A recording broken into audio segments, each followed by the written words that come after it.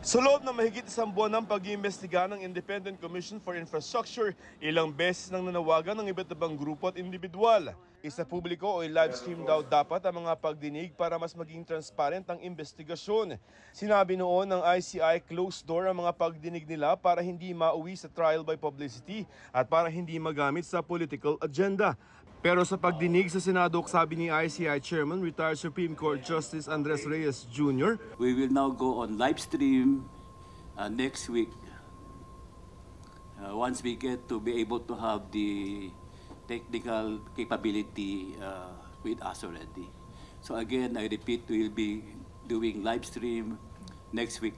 The live streaming of the proceedings will definitely address this concern of the public. may mga natuwa sa anunsyo ng ICI. Pero sabi ng Makabayan Block noon pa dapat ginawa ang pagla-live stream. Tanong naman ng Akbayan, paano na ang mga naunang hearing?